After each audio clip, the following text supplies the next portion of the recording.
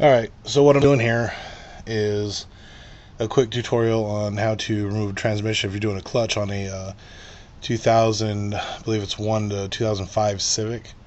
This happens to be an LX, 5-speed manual. Obviously I just replaced the clutch. I should have done a step-by-step, but I didn't. One of the things I did find out is that when you are doing this, pay real attention. Okay, you got your whole subframe right here, runs along back behind the stabilizer bar. There's actually 6 bolts. There's one here, one up here in front of the tow hook. They all look identical. Same thing on the other side. There's also another bolt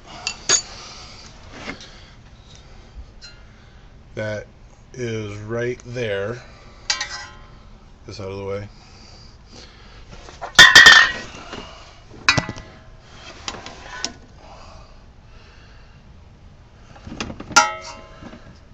There it is. It's where the suspension attaches to, or the subframe attaches to the actual body. So I did end up having to drop mine to get the transmission out. Got the transmission completely unbolted, but once we got to the point where it was time to drop the transmission out, there's just not enough room. So I just dropped mine and let it hang. Left one bolt in. Probably not the smartest way to do it, but it worked.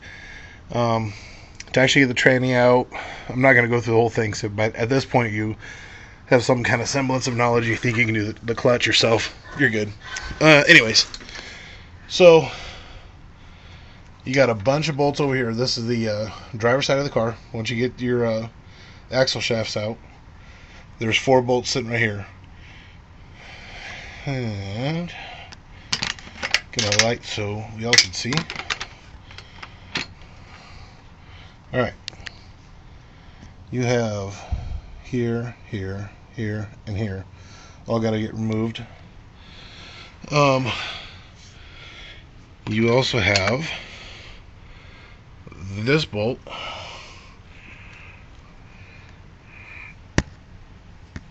right here, which is the stiffener from the block to the transmission. That bolt, that bolt, that bolt. 12s. These are 12s.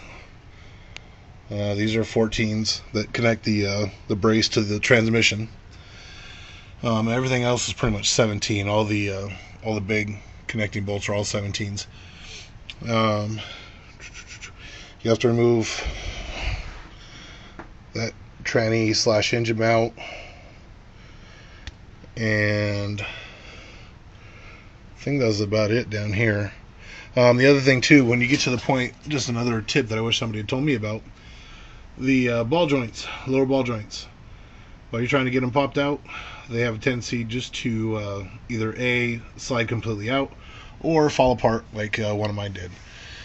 So my car's up on jack stands for another 3-4 days till I get the ball joints that I ordered in. And that's about it for down here. Let's go up top.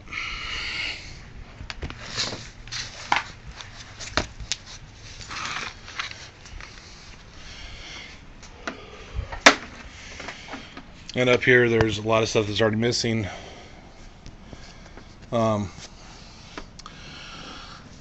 Right here is your shift linkage. Get a better shot here. Shift linkage. There's a cotter pin. Pull the cotter pins. You got a washer with a plastic bushing underneath for both. Just pull those off. Bushing just come out, and this slides off. Obviously, this way. This will pop straight up, and those come off. There's 3 bolts holding this bracket on here, here, and one back here where there's you got a wire clamp or a wire bracket holding some wires in. Those are 12s also. Let's see what else. Don't forget to remove all your electrical connections. One here, one back there for the speed sensor. You will have to remove your starter. You believe it's a 10 mil, and then this plug just pulls. This one here is 10 mil. This plug just pulls right out. You got hydraulic lines hydraulic cable, or hydraulic clutch rather. So here's your clutch line, goes from flexible rubber into your hard line all the way to your slave, which is sitting under your two O2 sensors. There's your slaves right here. You got 2 bolts holding it in. Great shot, sorry. That I actually didn't even disconnect. I just unbolted it and from the transmission and from here, and was able to swing it out of the way, which is kind of nice. I'm going to go back and still bleed the system, but that's a lot cleaner, a lot easier. You have, let's see, if we can see here, 1, 2, 3, 4, I believe it's 4 or 5 17mm bolts that are holding the tranny to the engine, and they're all around the perimeter. One down low, you can see one pretty good right here, and there's one right there by the starter. That's why you got to pull the starter out, and another one sitting right in there. What else? That's about it. The clutch was pretty straightforward.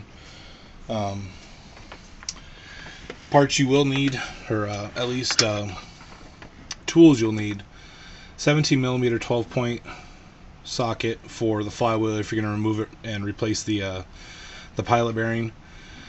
10mm 12-point socket to remove the pressure plate. That's about it for the specialty stuff. Yeah, that's about it. Not a real hard job, kind of a pain in the ass because you got to drop the subframe to get the transmission out.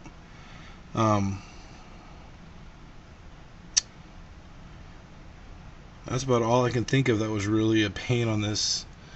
And I'm going on and starting the timing belt water pump. Got a pretty decent kit on eBay. It comes with everything: new valve cover gasket, so on and so forth, new belts, timing belt water pump, crank seal, camshaft seal, timing belt. It's about $135. Not a bad deal. You are going to watch. This motor mount is notorious for going out when you try to remove it.